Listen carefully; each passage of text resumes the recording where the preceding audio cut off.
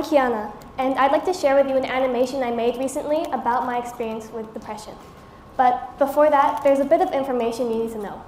Depression is a mental health condition, according to the World Health Organization, characterized by persistent loss of interest in what was once enjoyed and a low mood.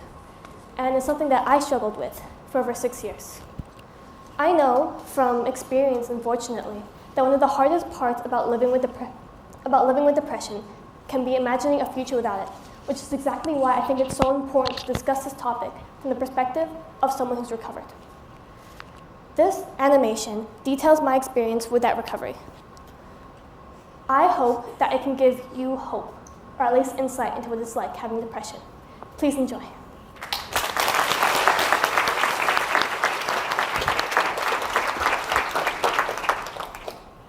In all 3 years, it felt as if nothing had changed, or ever would change.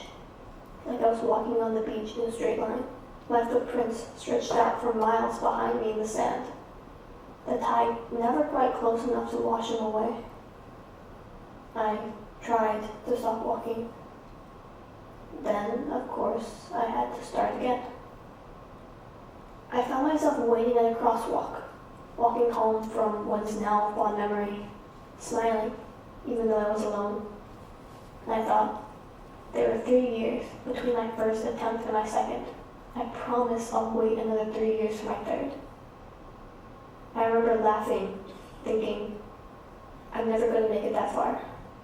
But here I am. Where along the course of my continued existence, I was bitten by a leech. Maybe it was the adrenaline, but I felt strangely grateful. At least I have blood left to bleed. Despite it all, I'm still here. Just being alive is enough for me, I think. And I hope sincerely that I go into death scared, because it will mean that I have a life I fear losing. Tomorrow, March 10th, is my birthday. I wish I could tell my 10 and 13-year-old selves how excited they'll be for 17. I wish I could look into my own eyes, tell myself, oh, old you, but I can't. The viewer relates to my struggle, but no, I can't to you, not honestly, but you are who I used to be, and I have a lot of promises I wish I could make to who I used to be. If you're struggling with depression or thoughts of ending your own life, don't suffer alone. Ask your school counselor, doctor, or another trusted adult for help. Contact a helpline service. Talk to your friends and family. If you believe that someone you know might be struggling with their mental health, there is something you can do to help.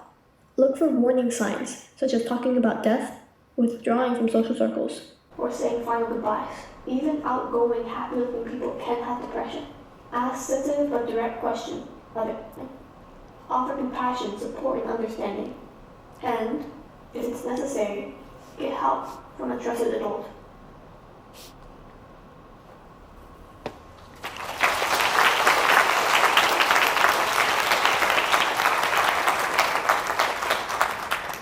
Believe me, I know that it's hard to ask for help.